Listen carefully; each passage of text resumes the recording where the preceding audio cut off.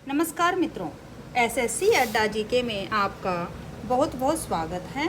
आज से हम अपने रूरल मार्केटिंग यानी कि ग्रामीण विपणन से संबंधित सीरीज स्टार्ट कर रहे हैं। आप लोगों के डिमांड पर यह सीरीज लेकर आई जा रही है।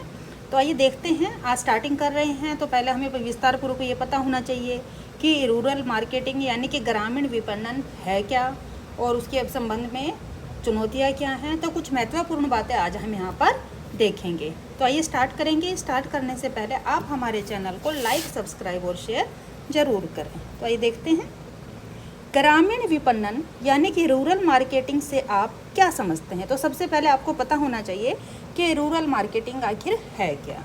तो आइए देख लेते हैं। ग्रामीण विपणन को एक ऐसे कार्य के रूप में परिभाषित किया जा सकता है। कैसा कार्य? जो ग्रामीण उपभोक्ताओं की क्रय शक्ति को आकलन करने, तो जो क्रय शक्ति यानी कि जो उनकी खरीदारी करने की जो क्षमता है, वो किस तरह की खरीदारी करना पसंद करते हैं, यानी कि महंगा, सस्ता, या उनको किस तरह के बाज़ार की आवश्यकता है। तो सबसे पहले हमें क्या करना चाहिए, वहाँ पर आकलन करना होता है। देखना पड़ता है कि किस तरह के जो ग्रामीण परिवेश में किस तरह के उपभोक्ता हमारे पास आ सकते हैं। उत्तेजित करने और विशिष्ट उत्पादों और सेवाओं की प्रभावी मांग में परिवर्तित करने, यानी कि उनको इस प्रकार के जो प्रोडक्ट हैं कि जिसकी तरफ वो देखकर आकर्षित हों, लेने के लिए उतारू हो और लेने के लिए हमारे पास आए। विशिष्ट उत्पाद और सेवाओं की प्रभावी मांग, और जो हम उनको सेवाएं दे रहे हैं यानी कि कम मूल्य में अच्छी चीज़ें उनको हम दे सकें, ताकि वो हमारे जो बाज़ार है, जो हमारी मार्केटिंग सिस्टम है, उसकी तरफ वो प्रभावित हो सकें। प्रभावी मांग में परिवर्तित करने और इन उत्पादों और सेवाओं को ग्रामीण क्षेत्रों में लोगों तक पहुंचाने में शामिल सभी गतिविधियों का प्रबंधन करता है। तो जो रूरल मार्केटिंग क्या करेगा, जो ग्रामीण क्षेत्र में जो भी उत्पाद है, कोशिश रहती है कि सभी उत्पाद, चाहे वह छोटा हो या बड़ा हो, जो ग्रामीण परिवेश के लोग हैं उन तक भी वह सब चीज़ें पहुँचाई जा सके। साथ ही क्या होना चाहिए, अगर आप कोई भी उत्पाद अपना बेचते हैं, मार्केटिंग करते हैं, तो क्या करेंगे, तो अपने जो आपके रहेंगे, जो आपके ग्राहक आप कहते हैं, यानी आपका जो उपभोक्ता रहेगा, आप उनको संतुष्ट कर सकें और बेहतर सेवाएं दे सकें, जो जीवन स्तर बनाने के लिए और इस प्रकार संगठनात्मक लक्ष्यों को प्राप्त करना। यानी कि ग्रामीण परिवेश के लोगों को आप कैसा चीज़ें पहुंचाएंगे, एक तो अच्छा प्रोडक्ट उनको देंगे, ताकि उनको कम कीमत में अगर अच्छा प्रोडक्ट मिलेगा तो उनको संतुष्टि होगी।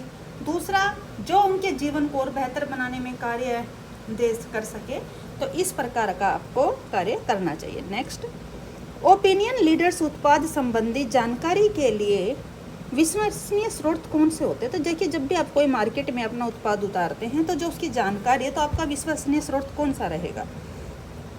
ओपिनियन लीडर्स उत्पाद संबंधी जानकारी के जो लीडर्स रहते हैं, ओपिनियंस, वह क्या है, जो भी उत्पाद आपका होता है, जो भी आप मार्केटिंग करते हैं, सबसे विश्वसनीय स्रोत होते हैं। क्यों?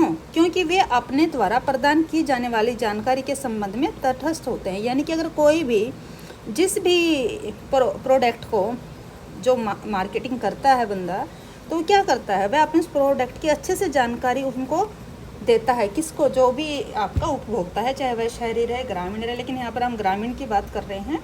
तो वो इतना उसको अच्छे से बताएगा, इतना उनको लोगों को अपने तटस्थ करेगा कि उनका विश्वास वो जीत सके।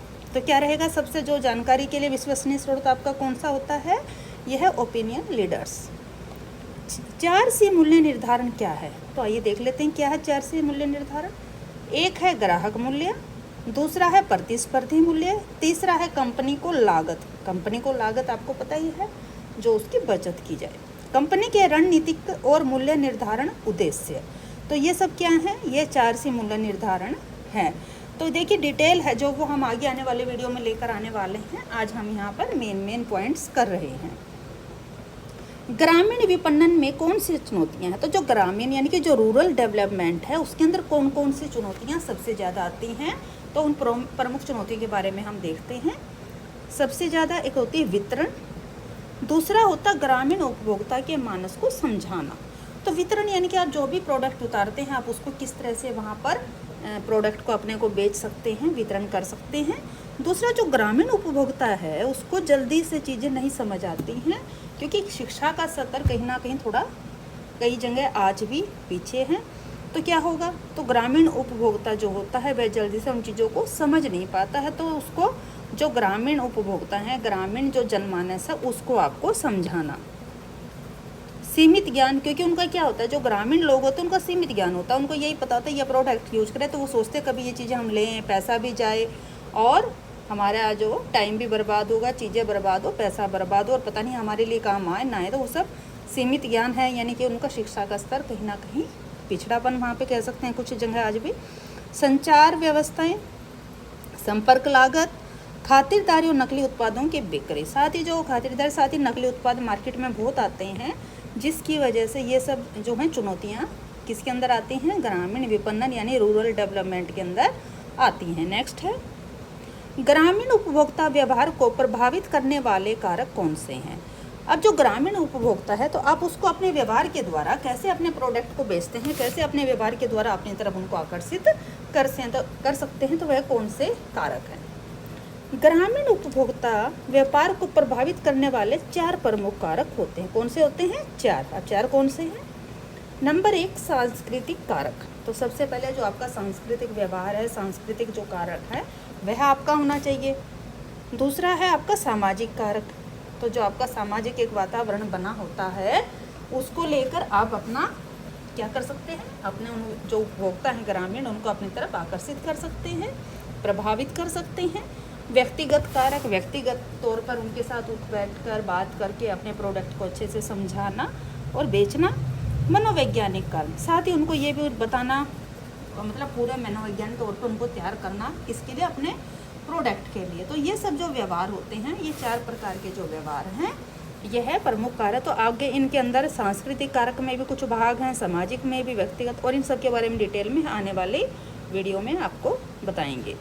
ग्रामीण बाजार में कंपनियों के सामने आने वाली समस्याएं कौन सी है। तो जो ग्रामीण बाजार है, जब कोई भी कंपनी होती है, वहाँ पर जब वो जाकर अपना कोई भी प्रोडक्ट लॉन्च करती हैं, जो भी कंपनी रहती है, तो उसके आगे क्या क्या समस्याएं आ जाती हैं। क्या होता है, गांव के अंदर बिखरे हुए बाजार। तो आपने देखा हुआ गांव में क्या होता है, कोई ऐसा नहीं है, मॉल नहीं है, कुछ नहीं है, तो बिखरा हुआ बाजार कैसा हुआ, यानी कि अलग अलग तरह की काफ़ी दुकानें वहाँ पर होना।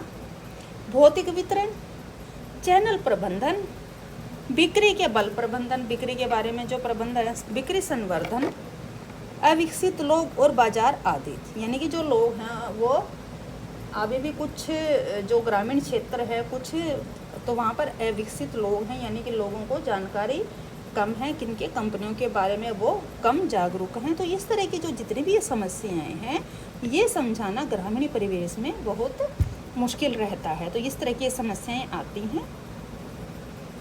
ग्रामीण भारत में ढांचागत सुविधाएं कौन सी शामिल है। तो जो ग्रामीण भारत में ढांचागत कौन कौन सी सुविधाएं प्रदान की गई हैं, देखिए।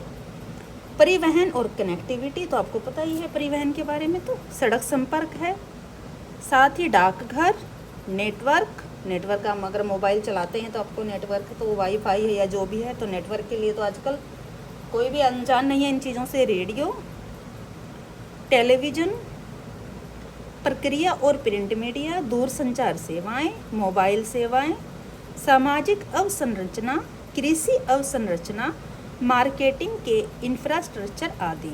तो यह क्या है, ये सभी ढांचागत सुविधाएं ग्रामीण भारत में शामिल हैं। तो देखिए आज हम सिर्फ इतना ही लेकर आए हैं। अगर आपको हमारी ये वीडियो अच्छी लग रही है और आप चाहते हैं कि इस सीरीज़ को हम और आगे बढ़ाएं, तो आप हमें कमेंट करके बताइए कि आपको ये हमारी वीडियो कैसी लगी है। और आने वाले दिनों में जो इनसे संबंधित डिटेल में और MCQ जो भी एग्ज़ाम से संबंधित सिलेबस रहेगा, सारा आपके लिए लेकर आएंगे। तो अभी के लिए इतना ही, धन्यवाद।